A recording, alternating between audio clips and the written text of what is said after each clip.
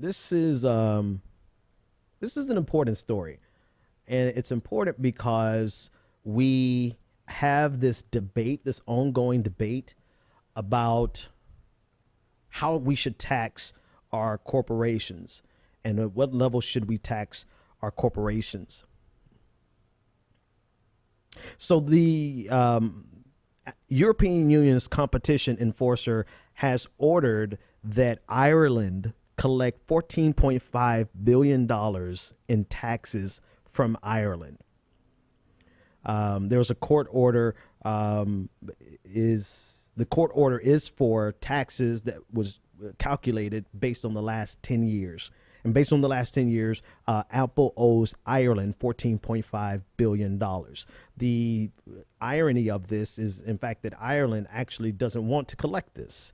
Ireland wants to keep Apple paying the pittance of taxes that they're paying. To give you perspective of how little Apple is actually paying in Ireland, the effective tax rate here in the United States, let's say, is probably around 27, 25% in that ballpark. One of the excuses for that many corporations use for a tax inversion, right? Having a pretty much a shell company overseas with which they do all their paperwork and they channel their profits through there. One of the reasons for that is because they want to search the globe for the lowest corporate tax rate they possibly can. And so they were lured to Ireland for a tax rate of, I believe it's 14%. Yeah, it's around 14% was the tax rate that lured them to Ireland. In actuality, their effective tax rate in Ireland was 0.0005%. Let's say that again, 0.0005%. Apple was paying 50 euros in taxes for every $1 million in profits. I need that to sink in for you, right? So depending on the exchange rate, I think the euro is pretty weak right now, right?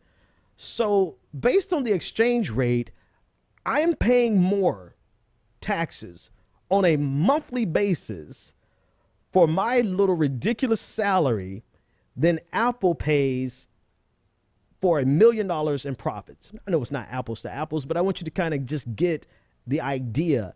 You know, my monthly tax bill for my salary is more than what Apple pays per 1 million euros.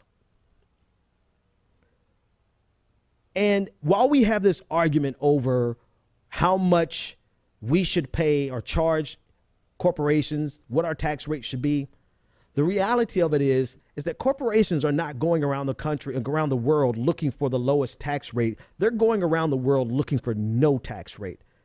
They are going to do everything they possibly can to pay nothing or effectively nothing in taxes. And while we keep justifying this perpetual race to the bottom, the reality of it is that we lose.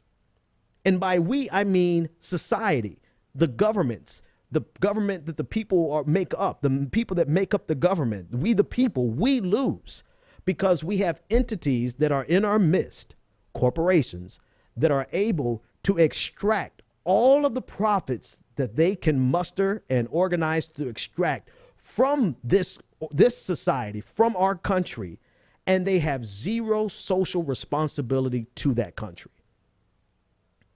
Apple benefits from America just as much as you and I, even more so in terms of the wealth that they generate by virtue of the profits that they make off of Americans. They get an even greater benefit from America than you and I, but they pay nothing back into this society.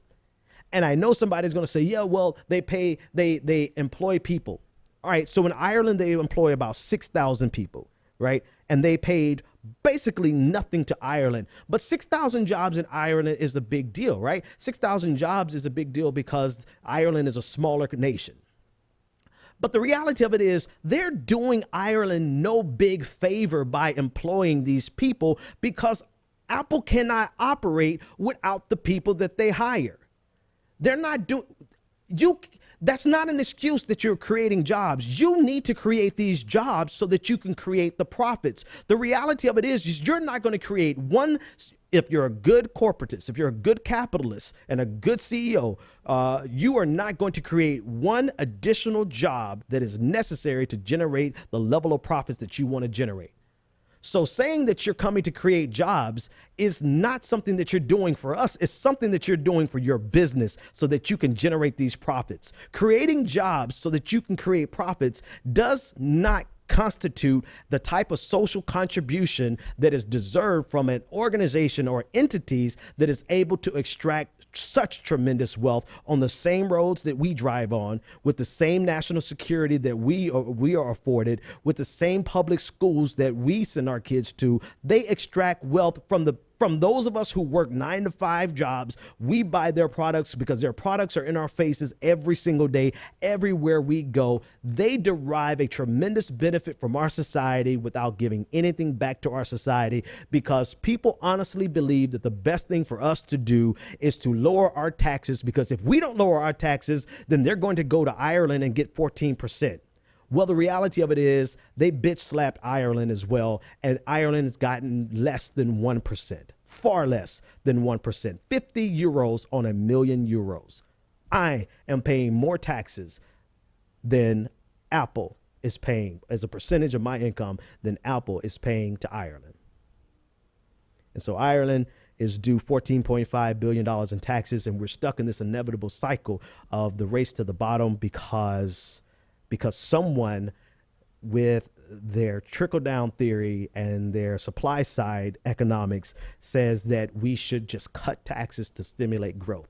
Well, the inevitable question is, how low are you going to cut them? Because at a certain point, you're going to cut them so low that two things happen. One, you're not going to be able to stimulate growth with that model anymore. And then two, you have starved your society of deriving any benefit from organizations and entities that derive all of their benefit from us. Think of it this way. It's like a marriage.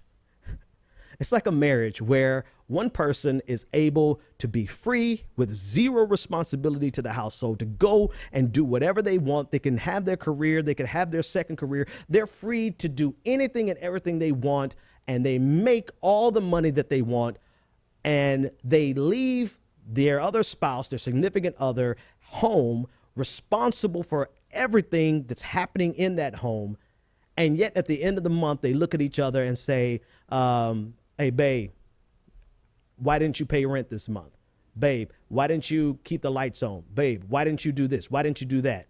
All the while, they're the ones free to go and benefit from that relationship.